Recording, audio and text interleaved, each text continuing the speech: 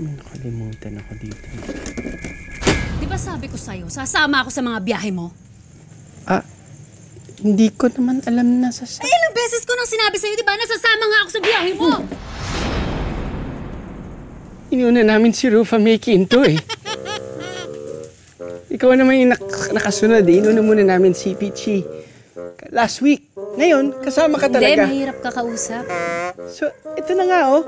Dinala na kita ng tuwalya. Oh, kamo yan. Tapos, yun. Makeup mo nandito na rin. Nandiyan na. Lahat ng request ko nandyan? Nandiyan na po. Mabuti naman. Halik na. Ito na po. Yung hotel maayos ha? Opo, opo. Naka-aircon po. Sige na po. Sandali lang. Okay. Acting lang, Bieros. In character lang si Thea. Sa dami na ng kontrabida roles na ginampanan ni Thea, tinatawag na siyang television villain at isa sa mga primera kontrabida ng kanyang henerasyon. Ako magpapaape. Nay naman, ba't parang hindi mo kilala anak mo? Sinusumpa ako! Magbabayad kayo! Mukhang praktisadong manampaltang si Thea. Magamit kaya niya ang lakas ng kamay sa mga nakakalokal na gagawin natin sa Ilocos Norte? Para mas ma-feel ang pagiging lokal, hindi lang tayo basta titikim. Gagawa tayo mismo ng sikat na produkto ng Ilocos, ang Sukang Iloco. Gawa ito sa sugarcane o tubo na marami sa Ilocos Norte. May direction po ba? Kailangan nakaslant? Ganon. Diagonal. Isang direksyon. Okay. Character daw. Yes. Isipin ko na yung taong kinagagalitan ko. Wow. Huwag mo daw itakin si Kuya Marlon. Yeah. Ang hirap pala nito. Ayos. Tapos Yan. ilagay na dyan, ma'am. Atag. Ayos. Ayos na. Ang mga naputol na tubo, hindi naman daw masasayang dahil ginagawang dessert ng mga kalabaw. Naks! Meron na tayong tubo. Bibigay na ang katas nito para maging Sukang Iloco. Ang mga taga-Baksil sa Lawag Ilocos Norte may tradisyonal na paraan ng pagbibiga ng tubo. Tinatawag itong pagdadapil. Gumagamit ng makina na kung tawagin ay dadapilan. Ang nagsisilbing gasolina na nagpapatakbo sa dadapilan, kalabaw. Pero bago gamitin ang dadapilan, paniniwala ng mga lokal na kailangan mag-alay o magbigay ng atang sa kanilang mga ninuno at para maiwasan ang pagkahilo habang umiikot, ang teknik ng mga lokal, kailangan daw takpan ng isang mata. Kuya Marlon, bakit kailangan takpan yung mata? Para hindi mahilo, sir. Para hindi mahilo. Kakaikot-ikot. Kapag iikot po ng counterclockwise, ano yung mata dapat kailangan takpan? Dito sa loob, sir. Okay. Para makita sa labas yung... Para makita niya yung labas. Kapag tinakpan naman yung kanan, wala nang makikita, sir. wala na. Wala na siyang makita. Wala na siyang makikita. Okay. Para mapasunod ang kalabaw, may mga linya munang kailangan kabisaduhin. O Thea, expert ka na riyan. Pag guna, ang kwan lang tawag sa kwan. Tatlong beses lang. Paano yung pagdalawa? Wait, dumarunod. Kahit tatlo. Ano? Bandera eh. Pag stop, ho. Pag sabihin huminto, ho.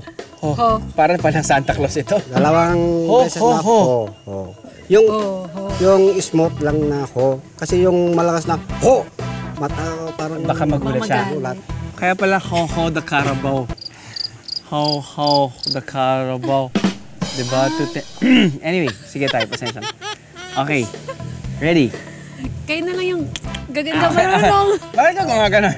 Hindi ko kaya. Ako yung sound effect. Sa hawakan po to.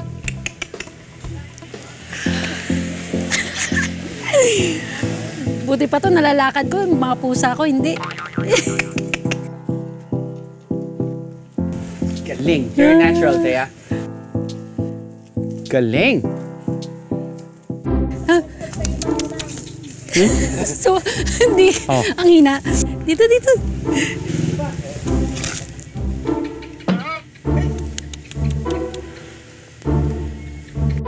Habang umiikot na ang kalabaw, pwede nang ilagay ang tubo. Yun na. May lumalabas na dito, Theo.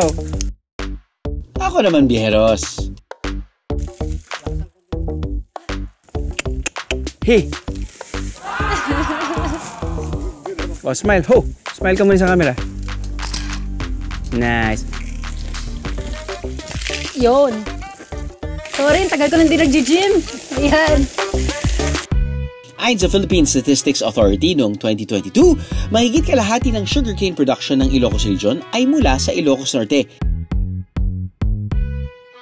At isa sa mga produkto ng Ilocos Norte na mula sa katas ng tubo, ang sukang Iloco. Kumakain ka naman ng suka, no? No. Oo. Parang alak. Maasim. Suka eh. Sarap. Parang ano eh. Natitikman mo din yung alak. Di ba, may mga suka na syempre matitikman mo yung asim, for sure. At syempre, pag maghahalo sila ng sili, matitikman mo din yung anghang. Ito, on the alcoholic side, Yes. no? Alcohol side, yun yung natitikman ko. But some people kasi prefer yung ganyang klaseng suka eh. Depende yan sa, kunyari, longganisa. Vegan longganisa, yes. Naku, napakasarap niyan. Ganon din yung masasabi ko. Pero nakakalasing po ba to? Hindi pa. Ay, hindi na. Hindi pa. Kasi Hindi. iba yung base man na nakalalasing. Yung base, nakalalasing. Yung suka, Ito ang may lasa lang. Para pang siyang, rekado lang. Pangrekado. yung lasa niya parang beer. Malakas yung ano niya. Oo, medyo paputik niya. Parang may alak ka nang nalalasahan. Ano, nabiting kayo sa biyahe? God! All you gotta do is just subscribe to the YouTube channel of GMA Public Affairs and you can just watch all the Behind the Drew episodes all day, forever in your life. Let's go! Yeehaw!